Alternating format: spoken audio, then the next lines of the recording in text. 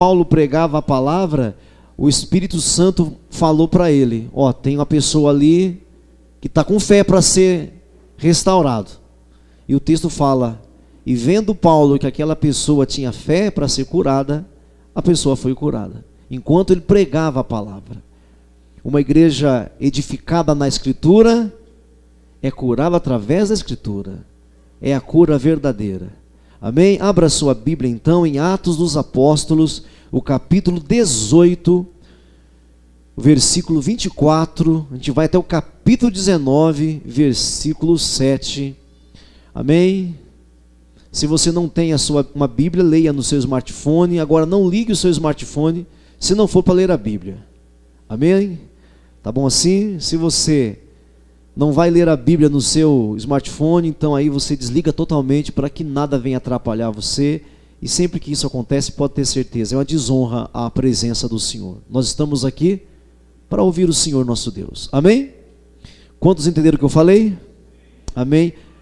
Atos dos Apóstolos, capítulo 18, e o versículo 24, capítulo 18, verso 24.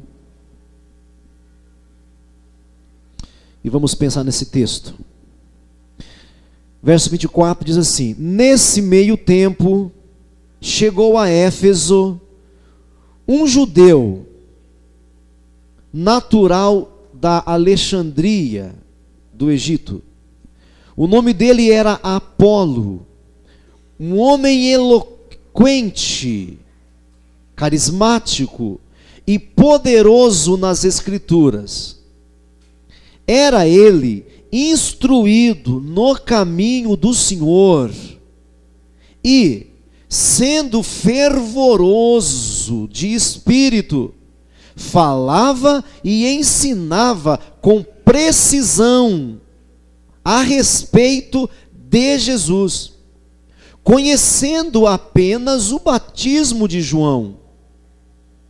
Ele, pois, começou a falar ousadamente na sinagoga. Ouvindo-o, porém, Priscila e Áquila tomaram-no consigo. Ouvindo-o, porém, a Priscila e o Áquila tomaram-no consigo e com mais exatidão lhes expuseram o caminho de Deus. Querendo ele percorrer a Acaia, quem? O Apolo, que acabou de se converter. Querendo ele percorrer a Acaia, animaram-no os irmãos que estavam ali com ele e escreveram aos discípulos das outras cidades para o receberem. Tendo chegado, auxiliou muito aqueles que, mediante a graça, haviam crido. Porque com grande poder, com veemência, com grande poder, autoridade, convencia publicamente os judeus, provando por meio das Escrituras que o Cristo é Jesus, que o prometido pelos patriarcas, pelos profetas, é Jesus. 19:1. Aconteceu que, estando este Apolo em Corinto, Paulo, tendo passado pelas regiões mais altas, chegou a Éfeso. E achando ali alguns discípulos, perguntou-lhes: recebestes, porventura, o Espírito Santo quando crestes? Ao que lhe responderam: pelo contrário, nós nem mesmo ouvimos que existe o Espírito Santo. Então Paulo perguntou: em que, pois, fostes batizados? Responderam: no batismo de João. Disse-lhes Paulo: João realizou o batismo de arrependimento, dizendo ao povo que cresce naquele que vinha depois dele, a saber, em Jesus. Eles, tendo ouvido isto, foram batizados em nome do Senhor Jesus. E impondo-lhes Paulo as mãos, veio sobre eles o Espírito Santo. E tanto falavam em línguas, como profetizavam. Eram ao todo uns 12 homens. Amém, irmãos? Olhe para mim, por gentileza. Eu gostaria de ler de novo o texto todo, mas não vou fazê-lo, porque temos pouco tempo. Mas o que tem de incomum aqui nessa leitura? O capítulo 19, do 1 ao 7, responde os textos anteriores que nós lemos. O que tem de incomum aqui? O que há de incomum aqui? Nós temos o primeiro relato, onde Apolo é chamado de um grande pregador. Apolo, um novo convertido, um intelectual, um filósofo, um estudioso, um acadêmico, acabara de se converter. E assim que acabou de se converter, saiu falando a palavra de Deus. E o texto diz que ele ensinava bem. Fala o texto que ele ensinava bem. O texto fala que ele era uma pessoa poderosa nas Escrituras. Eloquente quer dizer carismático. Uma pessoa carismática, que atrai o ouvinte. Quem está me ouvindo ainda? Ele era um homem que quando falava, o ouvinte ouvia, atraía a atenção. Ele era carismático, ele era eloquente, e ele era poderoso nas Escrituras. Ele sabia as Escrituras, irmãos. Ele entendia o que ele lia. Uma pessoa fervorosa, animada, que é uma das marcas de alguém temente a Deus, alguém que respeita a Deus, o fervor, ânimo. O que é alguém animada? A palavra ânimos é alma, uma pessoa almada, que você vê a alma, que você olha e quase que vê por dentro. Esse Apolo era assim, poderoso nas Escrituras, fervoroso, eloquente, carismático. E chegou ali naquela igreja, começou a falar, e o povo ficou animado. Mas no meio daquela plateia tinha um casal, chamado Priscila e Áquila. Priscila e Áquila, quando ouviram Apolo, perceberam que faltava alguma coisa. Está me entendendo até aqui? Embora o homem fosse eloquente, carismático, fervoroso, ensinava muito bem, o texto chega a dizer que ele era preciso, ensinava com precisão. Diga, com precisão. Mas o casal Priscila e Áquila perceberam alguma coisa, irmãos. Perceberam que faltava alguma coisa. Percebeu que alguma coisa estava faltando ali. Veja, pensa comigo. Olha as qualidades desse homem. Mas a Priscila e o Áquila perceberam alguma coisa. O outro texto, o Paulo chega em Éfeso. Não é no mesmo lugar, em outro lugar. A cidade é a mesma. Paulo chega ali e acha o quê? Quem lembra ainda? Os discípulos. Ele chega em Éfeso, no capítulo 19, e acha ali alguns discípulos. A palavra discípulos quer dizer alunos, seguidores de Jesus.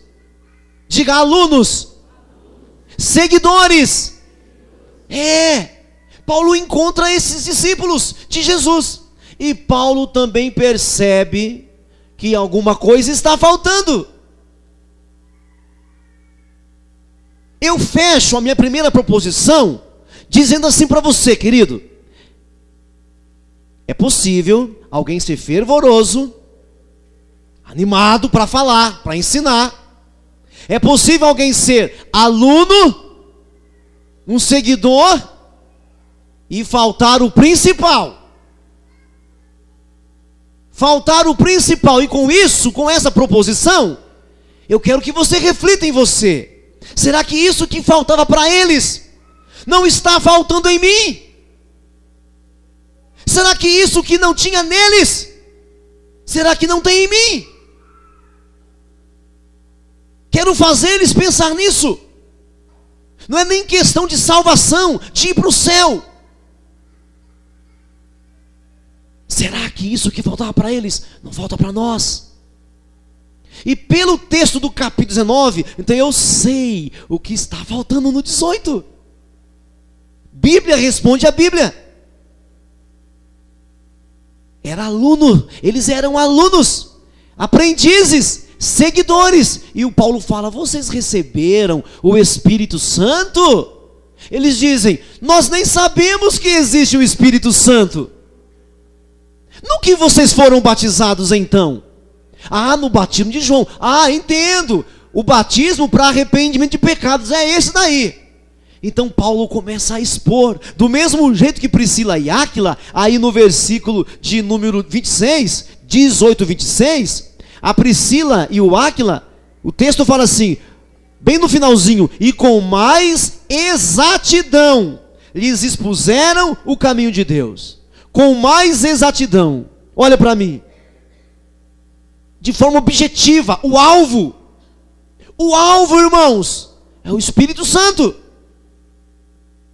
O alvo é o poder de Deus em nós, é o Espírito Santo em você.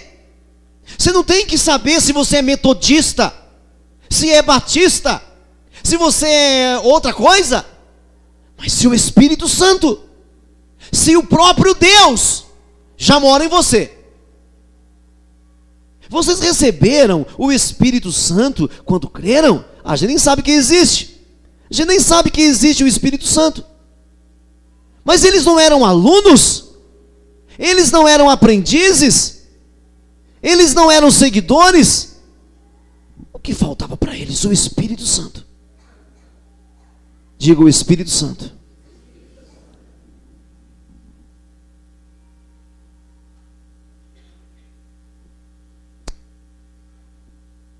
O que falta para nós?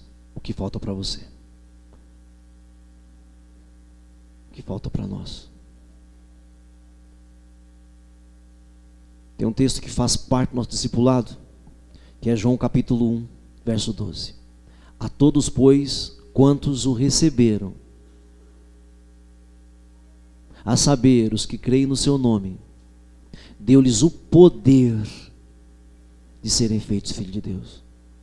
No mundo, irmãos, no mundo existem duas classes de pessoas para Deus. Duas classes. Não é rico e pobre. No mundo existem duas classes de pessoas: os filhos de Deus e as criaturas de Deus. Deus ama as suas criaturas? Ama. Do mesmo jeito que ama os filhos. Duas classes: os filhos de Deus e as criaturas de Deus. Ninguém nasce filho de Deus. Eu sei que talvez você tenha ouvido uma religião, tem umas religiões por aí que ensina você a ficar repetindo: eu sou amado filho de Deus, eu sou filho de Deus. Não. Paulo, quando viu aqueles discípulos, percebeu alguma coisa errada. Percebeu que alguma coisa estava faltando. É o Espírito Santo, gente, que torna a gente filho de Deus. É o Espírito Santo que faz eu e você sermos irmãos. É o Espírito Santo. Segura aí em Atos, deixa marcado aí que a gente volta para aí já, e dá um pulo para frente comigo aí em Coríntios. 1 aos Coríntios, no capítulo 2, aí mesmo, deixa aí marcado Atos, dá um pulinho para frente, algumas folhas aí, umas 20 folhas para frente. 1 aos Coríntios, no capítulo 2. Será que se o Paulo viesse aqui hoje, como é que ele falaria de você e de mim? Você está me ouvindo ainda? Vamos ler esse capítulo 2. Capítulo 2, versículo 11. Olha lá. Versículo 11. Porque qual dos homens sabe as coisas De novo, qual dos homens sabem as coisas do, senão o próprio Espírito que nele, o Espírito humano? Quem conhece o homem senão esse ser interior que está nele mesmo? A sua consciência, você mesmo. Quem conhece o homem senão o Espírito do próprio ser? Mas não é isso que eu quero dizer, olha só. Assim também as coisas de Deus. Ninguém conhece a Deus senão o Espírito de... Ninguém conhece a Deus senão o Espírito de Deus. Ora, nós não temos recebido o Espírito do mundo, e sim o Espírito que vem de... Olha para mim aqui. Sabe por que você... E quando eu falo você, é bem singular, você mesmo. Não vocês, você. Sabe por que você é filho do seu pai biológico? Olha para mim, por gentileza. Sabe por que você, fulano de tal, ciclano de tal, é filho do seu pai? Porque algo que está no seu pai biológico está em você. E isso a gente chama de sangue. O mesmo sangue, o mesmo DNA está em você. Para que você seja filho de Deus, algo que está em Deus tem que estar em você. Enquanto você tiver em você apenas o DNA do teu pai, da tua mãe, aquela junção, você é apenas filho do teu pai. Do mesmo jeito, para que nós sejamos filhos de Deus, algo que está em Deus tem que estar em nós. E o que é que está em Deus? Diga para mim mais alto. O Espírito de Deus tem que estar em mim, em ti, em você. É assim que a gente se torna filho de Deus. João capítulo 1, verso 12. Todos quantos o receberam, a saber, aos que creem no seu nome, deu-lhes poder de se tornarem filhos de Deus. Filhos de Deus. De novo, assim também as coisas de Deus, ninguém as conhece, senão o Espírito de Deus. E nós não temos recebido o Espírito do mundo, e sim o Espírito de Deus, para que conheçamos o que por Deus nos foi dado gratuitamente. É só pedir, já foi liberado. Mais um versículo. Vai para frente um pouquinho de Coríntios ainda, um pouquinho deixa marcado o Atos, que a gente volta para lá já. Vai um pouco para frente, vai para Gálatas. Você vai para Coríntios, depois vai chegar em Gálatas, segundo os Coríntios e Gálatas, no capítulo de número 4. Capítulo 4 de Gálatas. Para que isso fique forte e você nunca mais esqueça disso. Capítulo 4, versículo 6. Olha lá. Capítulo 4, versículo 6. Acharam? Vocês vão ler comigo? Preciso da sua atenção aqui, do seu cuidado. Como um cirurgião assim, olha, muito objetivo. Um cirurgião, veja comigo 4, 6. E porque vós sois filhos, enviou Deus ao nosso coração o Espírito de seu Filho, que clama, papai. Abba quer dizer papai. Abba, pai. De sorte que já não és escravo, porém filho, e sendo filho, também herdeiro de Deus. Isso está claro, irmãos? É o Espírito Santo em você. É o Espírito Santo em nós, que faz de nós filhos de Deus. E ainda tem Romanos 8,15, você vem em casa depois, não vou ler agora não. Romanos 8,15, vai falar a mesma coisa, que é por causa do Espírito Santo, que nós somos filhos de Deus. Agora, o Espírito Santo, meu irmão, é uma pessoa, não é um sopro, um vento, uma energia vital, não.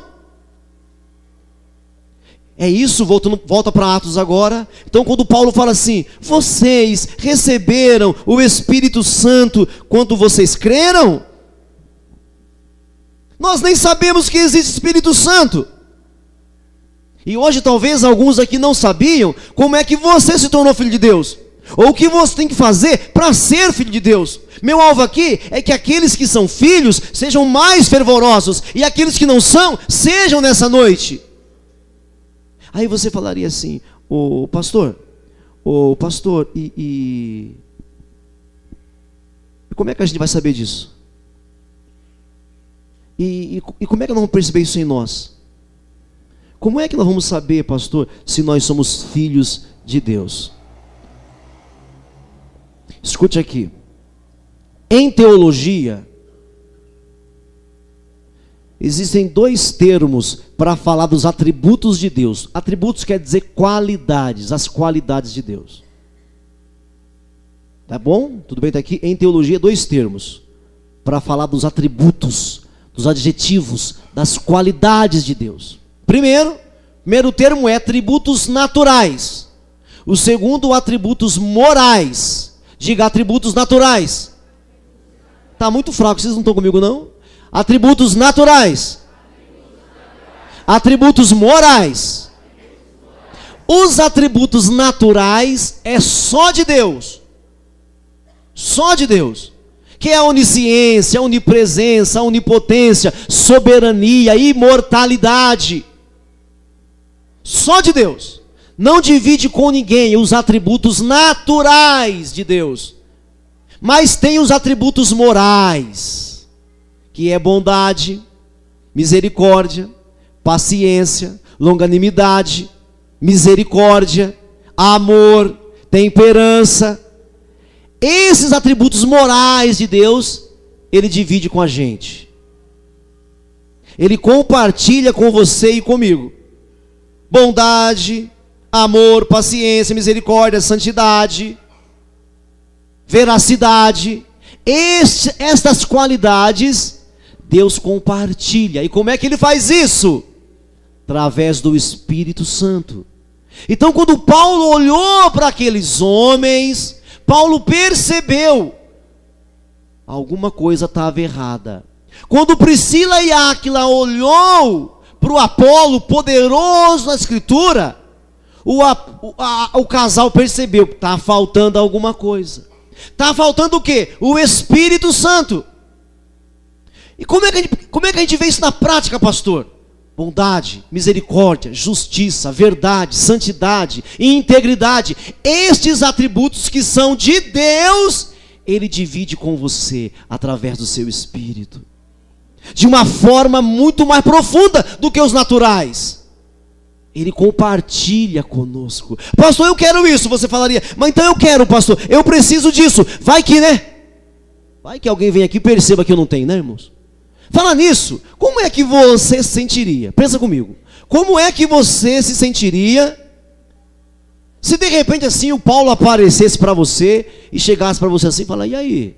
Você recebeu o Espírito Santo? Eu acho que tem muito irmão aqui que fica nervoso com o Paulo. Quem que esse Paulo pensa que é, né? Vai chegando assim, Suzano, vai metendo louco aqui, nem sabe quem sou eu, vai falando assim, eu já estou com 10 anos de crente já, rapaz. Como é que sentiria? Hein, irmão? Se você tivesse essa experiência, alguém chegar assim e falar assim, vem cá, você já recebeu o Espírito Santo? Irmãos, e como é então, pastor, que a gente então experimenta o Espírito Santo? Como é que a gente experimenta o Espírito Santo? Pela palavra de Deus, pela pregação do Evangelho. Escute aqui que você vai entender mais ainda. Então, filho de Deus ou criatura de Deus, o que vai fazer isso é o Espírito de Deus em nós ou não? O Espírito Santo em nós ou não? O Espírito do Senhor em você ou não? É isso que faz toda a diferença. Como é então que eu recebo tudo isso, pastor? Os antigos pregadores chamavam o Espírito Santo de bomba atômica de Deus. Porque eles entenderam. Diz os historiadores que um dia chegou um turista na Inglaterra. E ele foi numa igreja de um grande pregador. um grande orador, famoso. Aí quando acabou o culto, ele saiu dizendo: que grande pregador nós ouvimos hoje, que grande pregador. E à noite, ele foi em outra igreja, na igreja do Spurgeon, um dos maiores pregadores também. À noite ele foi na igreja do Charles Spurgeon, e também foi uma bênção.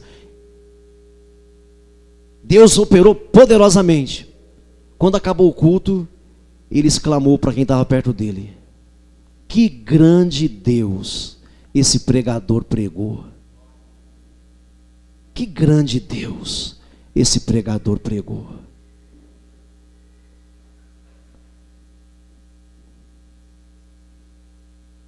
Você está ouvindo grande pregador ou grande Deus, o Espírito Santo? Quem que você quer? Um palestrante ou um grande Deus na sua vida? O que nós queremos? Como é que vem o Espírito Santo? O Espírito Santo então, pastor? É orando muito? Não. É jejuando muito? Não. Não que isso não ajude. Mas não é assim que vem. Se você perceber bem aqui, se você voltou para Atos, você vê comigo aí o versículo de número 28, 18, 28. Depois que a Priscila e o Áquila explicou com exatidão, olha o verso 28, olha o que aconteceu com Apolo: porque com grande poder, isso ele não tinha antes, convencia publicamente os judeus, provando por meio das, não é por meio da eloquência dele, por meio das escrituras. As escrituras, olhe para mim agora, meu irmão, a escritura, a palavra, a Bíblia. Não siga homens, irmãos, siga a escritura. Esqueça dos homens. Estamos em uma época de culto à personalidade. Não é incomum você ir em algumas igrejas e ter um grande outdoor com a foto dos pregadores. É o pregador tal, é o pregador fulano de tal, fotos gigantescas. Parece que não lê a escritura, parece que nunca leu aquele texto de João, que ele cresça e que eu diminua. É através da pregação do evangelho que o Espírito vem, irmãos. Porque o Espírito Santo, ele tem uma ferramenta. Qual é a ferramenta do Espírito Santo? Mas qual é o nome que dá na Bíblia? Espada do Espírito. Não é isso? Espada do Espírito, que é a palavra de Deus. Tomando a espada do Espírito, que é a palavra. O Espírito é uma ferramenta. Você ouvir a palavra, porque vai despertar fé em você. Para encerrar, então esse Espírito Santo, o Espírito verdadeiro, porque tem muitos espíritos estranhos por aí, irmãos. Tem muita gente fazendo gente arrepiar. Tem muitas pessoas fazendo você ficar aí contorcido. Não é apenas um arrepio, irmãos. A novela te arrepia. Os filmes fazem você chorar. É a palavra. Agora o texto que eu vou encerrar. A fé vem pelo ouvir, e o ouvir pela palavra. A gente fala isso decorado, a gente fala esse versículo decorado e falamos errado, né? Isso é Romanos 10, 17, sabe não? A gente lê esse texto e fala decorado. Assim a fé vem pela pregação, e a pregação pela palavra de Cristo. Não é a palavra, não é assim, a fé é pelo ouvir e ouvir a palavra. É o ouvir, você ouvir Deus pela palavra. Pastor, mas não é a mesma coisa. Não, senhoras e senhores. A fé não é pelo ouvir e ouvir a palavra. A fé vem, ela é pelo ouvir e ouvir pela palavra. Mas pastor, explica mais. Irmãos, presta atenção nisso aqui. É possível você ouvir qualquer coisa pela palavra, irmãos. Por exemplo, Por exemplo, lá no Mateus capítulo 4, olha o que o diabo falou para Jesus. Escuta bem, olha o que o diabo disse para Jesus. Então o diabo transportou Jesus para a igreja, lá para a cidade santa, e colocou lá no pináculo da igreja.